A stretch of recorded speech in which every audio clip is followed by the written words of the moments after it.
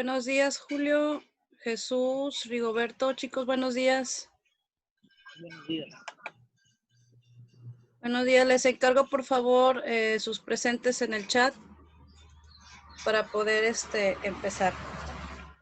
Nada más algunas anotaciones antes de, todavía, chicos, estoy tomando en cuenta que tengan su perfil en link para que, por favor, si ya lo tienen hecho el perfil, para que por favor me manden captura de pantalla y poder tomárselos en cuenta como parte de puntos extras. ¿Alguna otra actividad de puntos extras? Pues en el mes esa fue la única que tuvimos. El examen, los exámenes finales, chicos, ya el de esta materia lo van a poder ver al término de la clase. Y pues desgraciadamente por ser ya, digamos, la última semana de... Mándeme. ¿Alguien habló? Ok. Por ser ya la última semana de clases, nuestra clase final, pues los dos exámenes los van a tener que presentar entre el día de hoy y mañana hasta el mediodía. Cualquier situación que se les presente, por favor, háganmelo saber porque, como ustedes sabrán, pues la responsabilidad de uno como maestro, pues es entregar las calificaciones lo antes posible. Entonces, realmente son, tanto este examen como el de la materia siguiente son exámenes bastante fáciles. Me basé en los anteriores y solamente hago algunas preguntas teóricas sobre el nuevo tema. Y la parte de práctica solamente va a ser un problema para que no se vean tan sobrecargados de trabajo. Y con ese problema pues les voy a evaluar obviamente la parte práctica del examen. Este problema del día de hoy no lo incluyen en su problemario, vuelvo a repetirles, para que no haya ningún problema, para que no se vean tan apurados y ya puedan avanzar en sus materias, y ya la próxima semana pues ustedes ya empiecen con la última materia del tetramestre. Entonces, ¿alguna duda hasta ahorita de lo que hay pendiente? Hay también pendiente, como les digo, la tarea esta del problema que vamos a ver en este tema, pero esa, les vuelvo a repetir, me va a servir para evaluarles la parte práctica del examen del día de hoy, el examen final. ¿Alguna pregunta, chicos? ¿Preguntas ninguna? ¿Todas? ¿Todo bien entendido? No. Sí, sí, maestra. Ok, perfecto. Como quiera, ya sabes, si tienen alguna duda, pueden mandarme mensaje y lo checamos. Bueno, el día de hoy vamos a ver, como les comento, el último tema que se llama disponibilidad de energía y reacciones termodinámicas. Ustedes ya como parte de su proyecto final, les encargué que investigaran acerca de lo que es la segunda ley de la termodinámica. La primera ley ya nos tocó verla la semana pasada. Ustedes iban a investigar la segunda ley y ya para el día de hoy también es el límite de la entrega a más tardar a medianoche. Pueden hacerlo ahorita, terminando las clases, pueden hacerlo al mediodía, a la hora que ustedes prefieran, pero que no pase de la medianoche del día de hoy. Ahora bien, ya como les decía, posteriormente o anteriormente, perdón, ya habíamos visto lo que eran los conceptos básicos de esta materia, termodinámica, propiedades de las sustancias puras, la primera y segunda ley de la termodinámica, que ya lo alcanzamos a ver con parte de su trabajo final. Y el día de hoy vamos a ver la disponibilidad de energía y reacciones termodinámicas.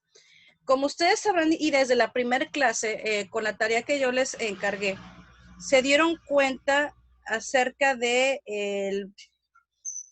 el papel que juegan los procesos termodinámicos y las reacciones dentro de lo que es, en este caso, el proceso de preparación y de refinación, bueno, del petróleo. Ahorita probablemente no estén muy empapados de esos procesos, perdón, pero el próximo tetra lo van a empezar a ver ya de una manera más detenida, todo lo que implica el proceso de refinación y obviamente también todo lo que implica el hecho de en este caso, estudiar el objeto de interés de la carrera de ustedes, que es específicamente el petróleo. Entonces, les va a servir bastante. Yo les recomiendo que sí, que chequen el material. No sé si la plataforma les dé oportunidad de bajar el material, de descargarlo, pero si tienen oportunidad, descárguenlo porque les puede servir también en un futuro de algún tipo de referencia para que ustedes puedan entenderle a algún siguiente tema. Bueno, dicho esto, pues vamos a empezar con nuestro tema del día de hoy, como les comento. Y bueno, vamos a ver ahorita como primer concepto lo que es el trabajo máximo. ¿Qué es el trabajo máximo de acuerdo a lo que nos dicta el tema? Bueno, en primer lugar debemos de estar conscientes que toda transformación termodinámica, nos dice aquí, puede pensarse como el resultado de la manipulación de un conjunto de vínculos internos en un sistema cerrado. Ya habíamos hablado anteriormente de los tipos de sistemas cerrados, sistemas abiertos, etcétera. En este caso, un sistema cerrado lo podemos encontrar en cualquier lado. Nos dice aquí que inclusive en última instancia el sistema cerrado puede ser el mismo universo, ¿no? Si puede ser el mismo universo, pues obviamente puede ser también conjunto de elementos de una menor, digamos, dimensión o de un tamaño más micro. Lo que son los universos. No podemos hacerlo tan grande, tan extenso, tan pequeño como nosotros requiramos de acuerdo a nuestro propósito de estudio. Ahora bien, nos dice que el segundo postulado, bueno, nos dice entonces que todo proceso llevado a cabo en un sistema cerrado, la entropía nunca puede disminuir. ¿Qué es entropía? También como parte de este tema hemos visto este concepto de entropía muy continuamente. ¿Qué es la entropía? La entropía nos dice aquí que es el orden o el desorden al cual un sistema está expuesto. Y por lo regular ustedes lo van a encontrar en las fórmulas con el símbolo de S. Específicamente nos dice que mide el grado de organización o de desorden del sistema. Específicamente, ¿a qué nos referimos con desorden? Bueno, pues químicamente podemos hablar de los moles, ¿sí? O de la masa en este caso, de este sistema, de lo que está compuesto el sistema en sí. En el caso de los procesos termodinámicos, pues nos habla de estos procesos que están, que llevamos a cabo en una específica población o en este caso en un específico sistema cerrado. Nos dice aquí que es más, dice, en la mayoría de los procesos la entropía aumenta, ¿sí? ¿Qué quiere decir? Que en un proceso, o más bien en un sistema cerrado, de acuerdo a lo que nos está diciendo las definiciones, el proceso no va a regresar a su posición original tal cual. A medida que un proceso avanza, nos dice estos postulados, a medida que un proceso avanza, es más difícil que pueda regresar a su estado totalmente original. Continuamente la entropía nos dice aquí, o el desorden o la organización dentro de este sistema va cambiando y nos dice aquí que en este caso el movimiento de este sistema aumenta. ¿Qué quiere decir? No vamos a llegar a tener un sistema o un trabajo dentro de un sistema completamente reversible. Y ahorita vamos a ver lo que es la definición de los trabajos reversibles e irreversibles, pero por lo pronto deben de ustedes saber que no hay trabajo que pueda ser totalmente reversible en la naturaleza. Lo podemos hacer, claro, mediante un ambiente creado, pero en la naturaleza tal cual siempre va a haber movimiento, va a haber, en este caso, como les digo, en cuanto a la definición de entropía, va a haber un desorden del sistema que va a permitir transformaciones, va a permitir cambios y pues es lo que ha hecho posible la evolución. ¿De qué? De un determinado sistema. No hay un sistema que se conozca idéntico desde al principio de un proceso que al final. Ahora bien, nos dice aquí que el funcionamiento general de una máquina térmica se basa más o menos en los mismos principios. Anteriormente, uno de ustedes, uno de sus compañeros, mencionó que una máquina que contenga, en este caso, un proceso térmico. Mencionó en ese entonces, creo que era el tren de vapor, lo cual pues estamos en lo correcto. Aquí nos dice, se dispone de dos fuentes de temperatura, una mayor temperatura que la otra.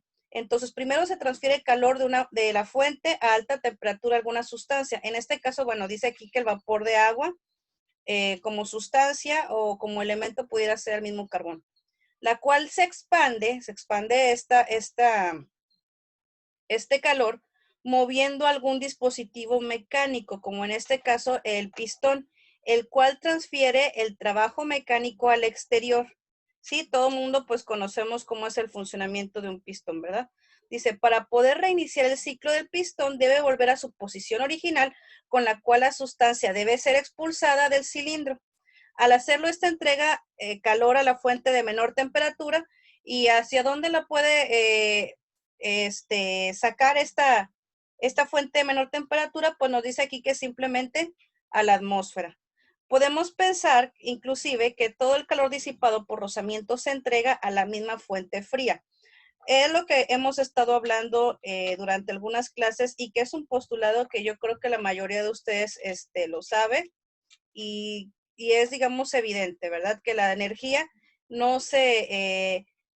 no se elimina o no se destruye, simplemente se transforma. En este caso, parte del calor original o de la temperatura más bien funcionó, digamos, como un elemento para que en base a una sustancia o algún elemento en el cual fue aplicado, empiece a generar un trabajo el cual al final va a resultar en un desprendimiento de energía, en este caso calorífica, el cual pues ya no nos va a servir, digamos, para un trabajo más en específico, simplemente se libera. Pero el objetivo original se cumplió, que fue por medio de estos elementos, en este caso las altas temperaturas y un elemento el cual reaccione a estas temperaturas, origine un determinado trabajo. Y finalmente, pues el resultado mismo es la realización, como les digo, del mismo trabajo y con liberación de un poco de energía. En este caso nos dice que inclusive puede ser a la atmósfera. O si se desarrolla algún otro tipo de proceso, esa misma energía se puede utilizar para un proceso menor. Sí, pero ya va, digamos que en cada proceso que se haga va a ir disminuyendo, en este caso, la potencia que tenga esa energía o por medio del calor. Ahora bien, nos dice aquí que cuál es el máximo trabajo que podemos extraer de esta máquina. Por la conservación de la energía es claro que el trabajo obtenido no puede superar la cantidad de calor extraída de la fuente caliente. Entonces, es lo que les comentaba. Ya una vez iniciado el proceso en donde se aplica una temperatura, digamos, mayor a una sustancia o elemento, se realiza un trabajo. ¿Cuál es el máximo trabajo que puede realizar de acuerdo a los elementos a los cuales nosotros los vamos a exponer? ¿Sí? Cada elemento, acuérdense que tiene diversas características de acuerdo a los elementos al cual haya sido expuesto. Entonces, si nosotros lo exponemos a su máxima, digamos, potencia a un elemento o a una fuente, en este caso de calor, vamos a obtener un trabajo determinado, ¿sí? De acuerdo, como les digo, a las características de cada elemento o de cada sustancia. Ahora bien, el siguiente tema nos habla, a ver, permítanme que esta cosa, aquí está. Les decía yo anteriormente, hablábamos de trabajo reversible e irreversible. Entonces, nos dice aquí que en este caso, lo que les voy a yo comentar lo tienen aquí de manera, digamos, más matemática, de modo que aquí tienen ustedes un sistema determinado o un cambio en un sistema, el cual este cambio del sistema está sujeto obviamente al cambio de calor más el cambio de trabajo. Acuérdense que específicamente aquí en termodinámica manejamos mucho lo que son los conceptos de acuerdo a su significado en inglés. Ahora bien, dice, si el proceso es reversible, tenemos que entonces la suma de el calor de reversible más el trabajo reversible, pues nos da entonces la temperatura con respecto al cambio de la variación en el sistema o al cambio específicamente de la entropía más el cambio de el trabajo reversible. ¿Sí? Y el irreversible, bueno, se refiere entonces de la misma manera, pues es igual a la variación en este caso del calor irreversible más el trabajo irreversible. Como les venía comentando desde un principio, específicamente en la naturaleza va a ser muy difícil que podamos nosotros encontrar un trabajo reversible, porque como les vuelvo a repetir, cuando algo se somete a un proceso dentro de un sistema cerrado, muy difícilmente va a volver a su estado original y esto se debe a la entropía o al movimiento que se genera dentro de este sistema. Nos dice, como les comentaba en un principio, que inclusive la entropía a su vez va aumentando de acuerdo a cómo vaya suscitándose el proceso del sistema y pues de tal manera que pues no va a volver a su estado original. Como les digo, si definitivamente, si no hubiese la entropía dentro de estos sistemas cerrados, o sea, volviendo al ejemplo del universo, pues obviamente no estaríamos ante evoluciones, no estaríamos ante cambios importantes que inclusive hubiesen, a lo mejor si no hubiese habido entropía, pues no contaríamos ahorita inclusive con vida en la Tierra, ya que como ustedes saben, pues el universo o más bien la Tierra, pues comenzó siendo, pues una roca, ¿no? A través de la entropía y los cambios y la evolución de acuerdo a ciertos elementos que ustedes ya el próximo cuatri van a estar viendo específicamente en geofísica, ustedes verán que parte de esta entropía o de este orden o esta desorganización dentro del sistema da lugar a, a transformaciones y evoluciones. Ahora bien, nos dice aquí que, por tanto, el trabajo que realiza un sistema en un proceso irreversible es siempre menor que el trabajo que realiza en ese mismo sistema un proceso reversible.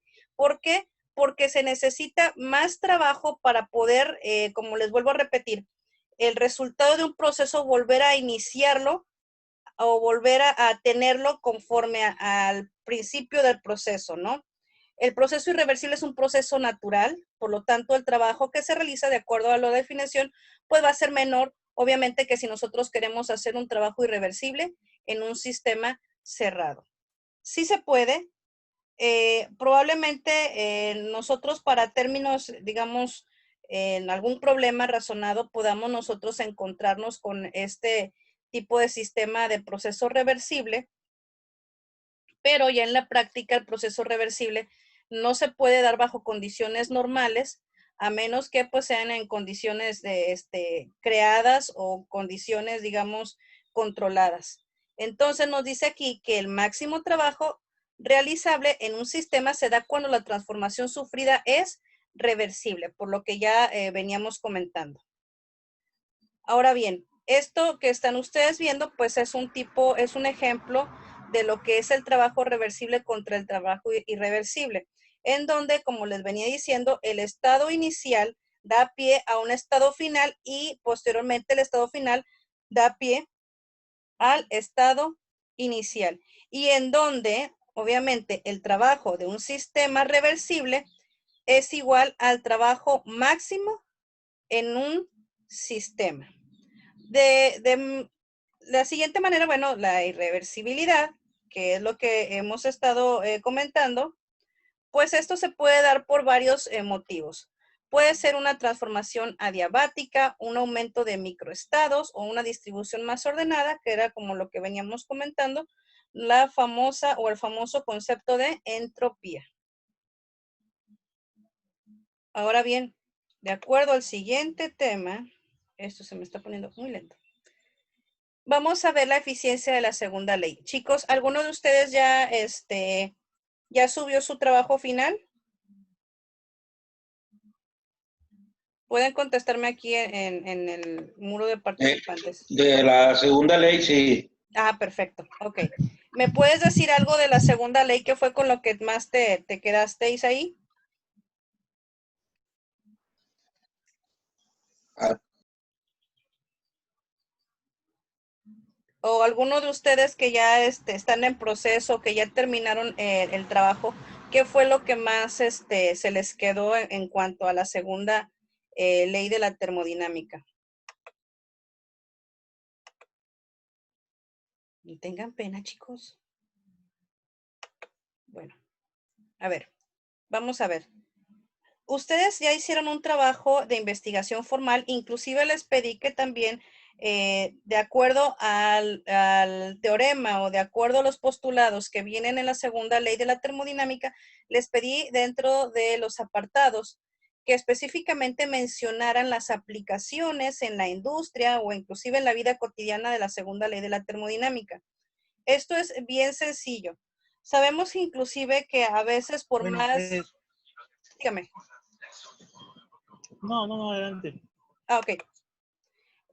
Sabemos que inclusive eh, a veces nosotros cuando estamos estudiando, en este caso postulados o leyes o teoremas de termodinámica, etcétera, nosotros lo relacionamos básicamente con procesos ajenos a nuestra vida cotidiana, a procesos industrializados, a procesos de laboratorio, etcétera, pero muchos de estos procesos los llevamos a cabo en la vida diaria y en las cosas más simples y sencillas que a veces hasta un mismo niño, sin saberlo, puede tener en sus manos algún aparato que se base o que su funcionamiento se base en alguna de estas leyes que nosotros estudiamos. En este caso, a fin de poder, digamos, explicar de una manera más sencilla el concepto de la segunda ley de la termodinámica, les puse la siguiente definición. Nos dice que es imposible convertir completamente un tipo de energía a otro sin que éste cause pérdidas en el proceso. ¿Sí? Es lo que nosotros estábamos hablando en un principio con una máquina de vapor en donde una energía calorífica en la cual se somete un elemento o una sustancia nos da por resultado una energía mecánica. Sin embargo, como también nosotros lo acabamos de comentar, esta energía mecánica también tiene como resultado una liberación de energía calorífica al ambiente que en realidad no forma parte del proceso, simplemente forma parte, o más bien no forma parte del trabajo para lo cual está realizado el proceso o pensado el proceso. Simplemente es una forma de liberación, es una forma o es parte del resultado. Sin embargo, esa liberación de energía en sí a nosotros no nos beneficia o no le, como no le afecta en su rendimiento al proceso. Simplemente en este caso nos dice, es una pérdida en el proceso. Entonces, nos dice aquí que esto es algo que en su momento podría parecer ilógico, pero si se analiza delicadamente, podremos tener una respuesta más teórica y entendible del tema. En algunos casos nos toparemos con la definición de que la cantidad de entropía en el universo tiende a incrementarse con el tiempo, de lo que hemos hablado desde un comienzo, en donde gracias a esta entropía que se mueve definitivamente en el universo, en un sistema cerrado tan de nivel macro como es el universo en sí mismo, no habría evolución, no habría nacimiento de nuevas estrellas, de nuevos universos inclusive, no habría absolutamente nada de lo que a lo mejor nosotros ahorita en la actualidad conocemos. Entonces, les decía yo, bueno, dentro de esta materia hemos estado trabajando mucho con el concepto de entropía. Aquí también les presento un concepto diferente que nos dice, bueno, ¿qué es la entropía? Nos dice que la entropía, perdón, no es más que aquella cantidad de energía que no se puede aprovechar para producir un trabajo, ¿sí? Es un desorden en el sistema. Al ser un desorden, entonces nos está refiriendo también que es parte, como les vuelvo a repetir, de un proceso en forma de energía que se libera, que en realidad no me afecta o no me viene a dar un resultado directo dentro de lo que yo estoy esperando del trabajo. Como en el caso, vuelvo a decirlo, tomando el ejemplo del compañero de en clases pasadas, de una máquina de vapor. En realidad, el humo que libera el trabajo hecho con la máquina de vapor, pues en realidad no me genera un rendimiento alterno, no me genera un trabajo extra, no me genera un beneficio, simplemente la liberación en forma de energía calorífica de un proceso al cual sí le estoy sacando yo provecho. Ahora bien, nos dice aquí que, bueno, volviendo a la cuestión del sistema cerrado más grande que tenemos, que es el universo, nos dice que constantemente se expande y por su desorden considerablemente va aumentando su entropía hasta quedar sin energía necesaria para seguir transformándose. Es decir, que cuando ese momento llegue, todos los cuerpos alcanzarán un equilibrio térmico de tal manera que sería el fin del universo entero. ¿Qué nos dice en pocas palabras este último párrafo? Que sin la entropía, sin este caos o desorden de las moléculas, nosotros llegaríamos definitivamente al fin de la vida como lo conocemos. Entonces, gracias a esta entropía, gracias a este desorden, como les vuelvo a repetir, es que nosotros existimos y existe la vida tal y como lo conocemos, gracias a que debido a este desorden, les vuelvo a decir, se han producido evoluciones que han permitido vida en la Tierra tal cual como lo conocemos. Ahora bien, podemos también aplicar estas eficiencias de la segunda ley de forma que nosotros podamos conocer la eficiencia de una máquina, ya viéndolo en un modelo, digamos, ya industrial, y ahorita lo vamos a ver. Ok, nos dice aquí que para medir el desempeño de los dispositivos definimos, la eficiencia de la segunda ley. Ya vimos anteriormente, como les digo, la clase pasada, la primera ley. En este caso vamos a trabajar con la segunda ley. Y esta nos dice que es la que mide la relación entre la eficiencia térmica real y la eficiencia térmica máxima posible. En este caso nos está hablando de trabajo reversible. Como les decía en un inicio, para fines probablemente teóricos o para fines, digamos, en donde necesitamos saber algún dato numérico, vamos a tomar en cuenta ese trabajo reversible, pero sabemos que al final de cuentas, ya en el proceso físico, sabemos que en sí el trabajo reversible no es posible y que al contrario vamos a tener por ahí alguna, una situación o un proceso de manera irreversible. Ahora bien, aquí el ejemplo nos habla de dos máquinas térmicas. Nos dice ambas con la eficiencia térmica del 30%, pero nos dice que la máquina térmica A opera con una fuente a 600, mientras que la B opera a 1000 y ambas ocupan la temperatura atmosférica para desechar calor a 300 grados Kelvin.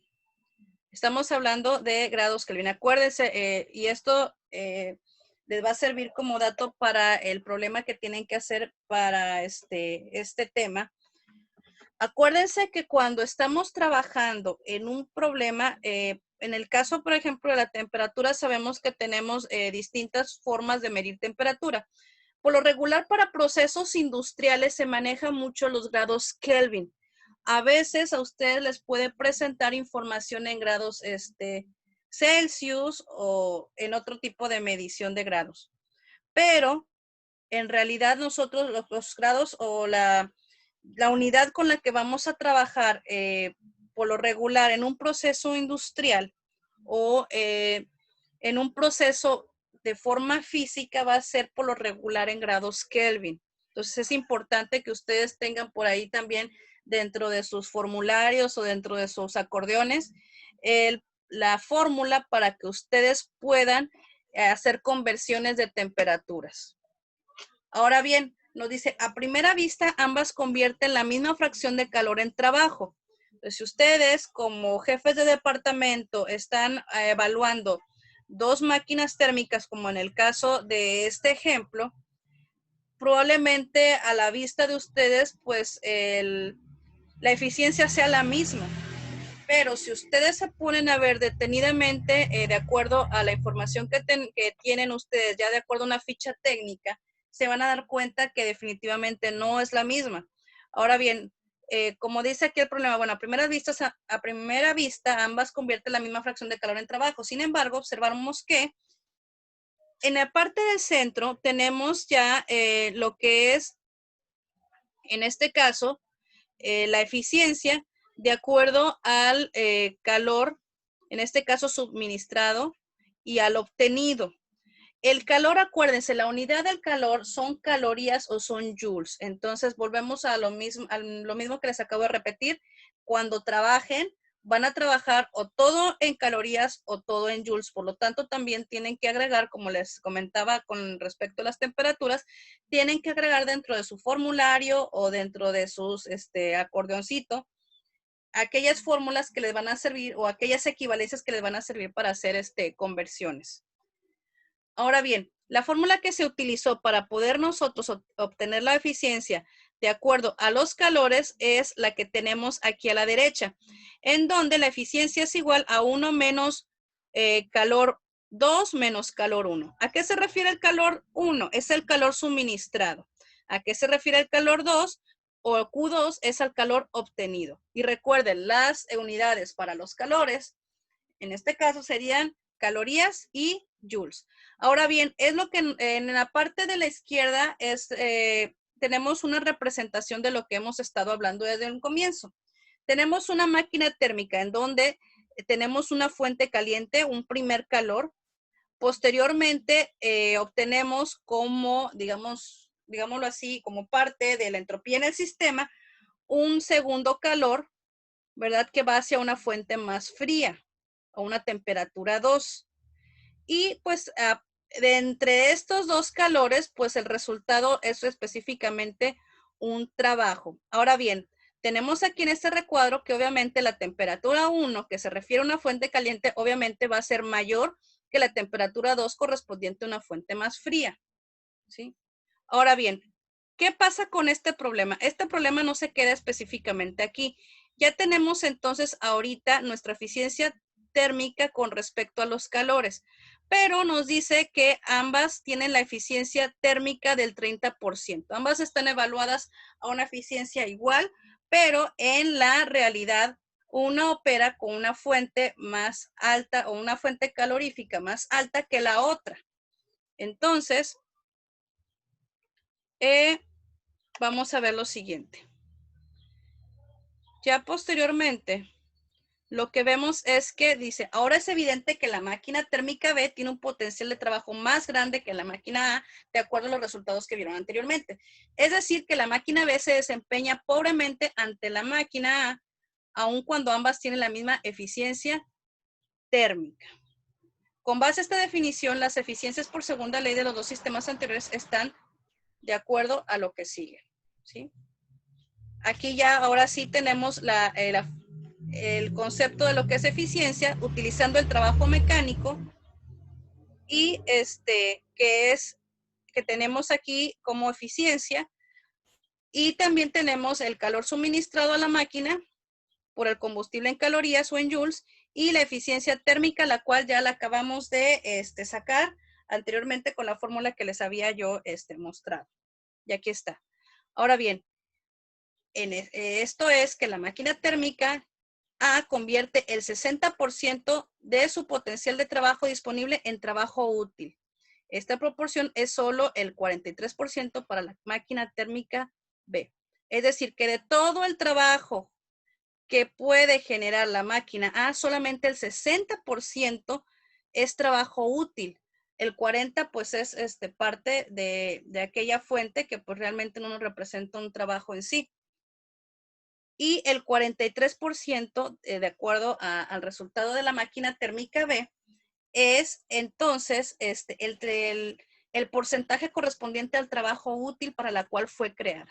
Entonces, como les digo, chicos, si ustedes en algún momento dado llegan a supervisar máquinas, etcétera, y a simple vista para ustedes representa un mismo trabajo de dos máquinas. No hay otra cosa mejor más que hacer la evaluación de manera, digamos, más numérica para que ustedes puedan tomar una decisión con respecto a dos procesos o dos máquinas o dos elementos que a simple vista les representa a ustedes exactamente lo mismo, pero que ya numéricamente me representan cosas distintas y ya en base a eso ustedes pueden tomar una decisión.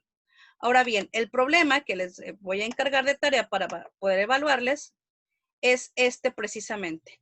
Es exactamente muy parecido en cuanto a la estructura del problema anterior y lo único que sí tienen que poner mucha atención es que el calor suministrado está en calorías, mientras que el calor, digamos, el esperado o el resultante más bien, está en joules. Entonces, por eso aquí les puse la unidad, digamos, de cambio, la unidad de equivalencia para que ustedes bien o puedan trabajar completamente en calorías o puedan trabajar completamente en joules. Entonces, mucho ojo cuando tengan ese tipo de problemas, en donde una misma, digamos, magnitud tenga diferentes unidades, como en el caso, como les digo, de las temperaturas que maneja Kelvin, que maneja Fahrenheit, que maneja Celsius, o en el caso de los calores que manejan calorías y que maneja joules. Entonces, acuérdense que para nosotros sacar un resultado numérico, tenemos que trabajar esa misma magnitud en una misma unidad. En este caso, bueno, aquí les estoy dejando yo la unidad de equivalencia para que ustedes lo realicen de acuerdo al ejemplo que vimos anteriormente.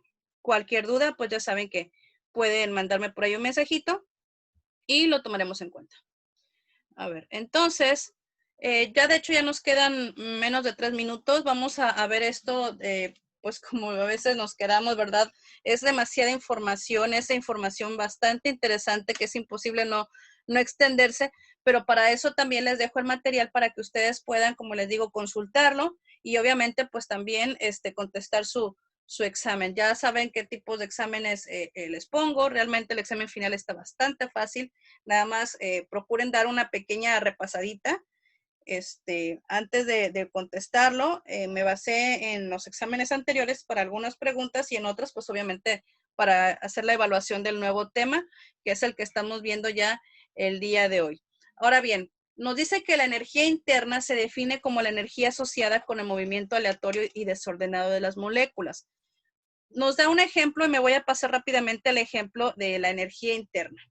Nos da el ejemplo en este caso de un vaso con un líquido, en este caso agua, que está posado sobre una mesa. Nos dice, entonces nosotros podemos ver que, o podemos definitivamente hacer la observación de que pues el líquido está en reposo, no hay movimiento aparentemente sobre él, o en él más bien.